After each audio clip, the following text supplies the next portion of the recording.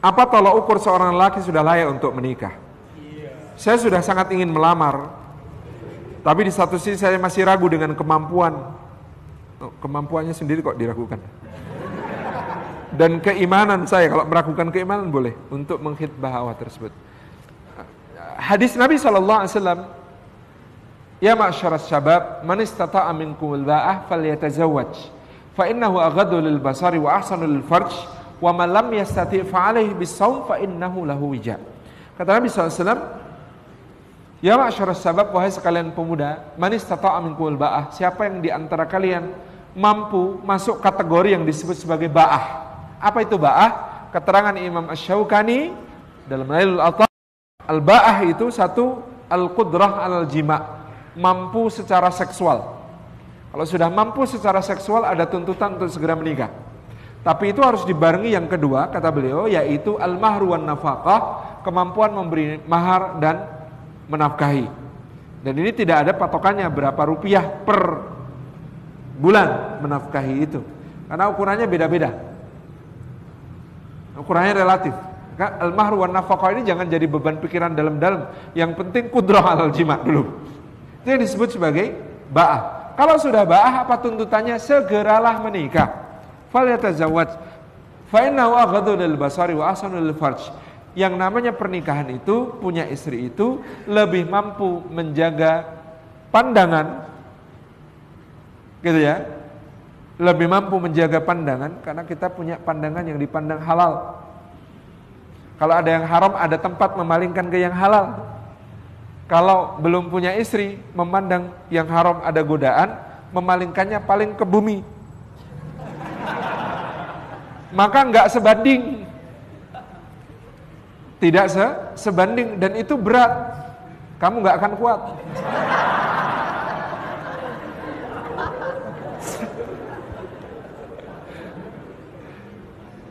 Jadi disebut aghaddu lil basar wa ahsanu lil farj, dan lebih bisa menjaga kehormatan, kemaluan.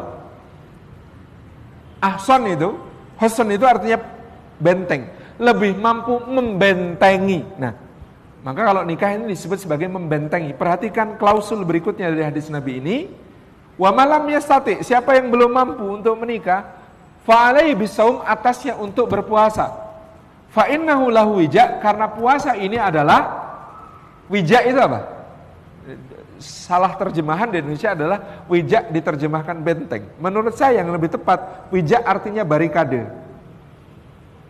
Kalau benteng itu hesen, tadi yang kita sebut di soal pernikahan. Jadi nikah itu bisa jadi benteng. Tapi kalau puasa cuma barikade.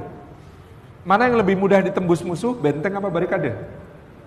Barikade. Hati-hati yang cuma barikade terus gak selesai-selesai. Puasa itu cuma barikade. Barikade itu pertahanan permanen atau sementara? Sementara. Ini Masya Allah ya, Rasulullah kalau milih kata itu tepat sekali. Milih kata itu tepat sekali. Jadi yang namanya pernikahan itu benteng, tapi kalau belum menikah itu puasanya jadi barikade. Hati-hati barikade. Puasanya siang, Ustaz, saya gelisahnya malam. Lah gimana? Masa harus puasa 24 jam? Enggak masuk gitu ya. Saya puasanya siang, Ustaz, tapi malam tetap stalking. Lah gimana? Sama. Barikadenya tembus di malam hari gitu kan. Ini yang repot itu. Nah, maka apa ukurannya tadi? Al-ba'ah, al-mahru wan nafaqah. Jadi kalau ya kita bisa menimbang sendiri. Hukum nikah itu kan kata para ulama itu berbeda-beda satu dengan yang lain sesuai situasi dan kondisi. Ada orang hukum nikah untuknya itu wajib. Kenapa kok wajib? Ini cowok kok hukum nikahnya wajib? Karena dia sudah berpenghasilan dan dia sudah kemudian dalam posisi godaan yang sangat berat, susah dia atasi, dan dia sudah khawatir jatuh ke dalam dosa. Ini wajib hukumnya.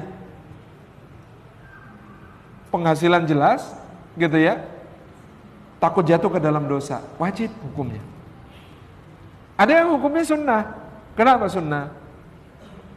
Karena dia misalnya pendapatan ada, tapi nahan-nahan masih kuat. Sebenarnya nahan masih kuat, tapi ya godaan ada di mana-mana. Maka sunnah itu bukan berarti dilaksanakan dapat pahala, nggak dilaksanakan nggak apa-apa, bukan. Tetapi tertuntut dia sebenarnya untuk mengikuti sunnah Nabi SAW, yaitu bersegera menikah. Ada orang yang mubah nikahnya. Kenapa kok mubah? Ya, nanti ada lagi makruh. Kenapa kok makruh? Ada alasannya. Kenapa ada hukum orang nikah haram? Oh, haram nikah dia. Kenapa? Jelas HIV/AIDS positif. Kalau dipaksakan menikah, maka akan menulari pasangannya, menulari. Kalau lahir anak-anaknya, ini memberi madarat kepada yang lain, maka hukum nikah untuk dia jadi haram. Hukum nikah berbeda-beda. Saya doakan segera berani. Karena kalau dari pertanyaannya sepertinya sebenarnya sudah mampu. Hanya ini soal nyali.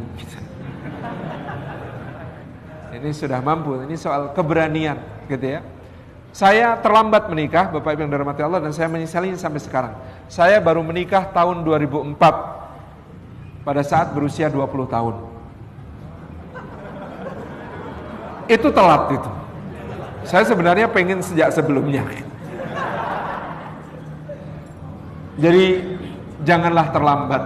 Itu ya, karena yang nikah muda bisa merasakan jadi pasangan di usia tua. Yang nikahnya tua tidak bisa merasakan jadi pasangan di usia muda. Itu intinya. Logis ya. Itu. Nggak usah nunggu mapan.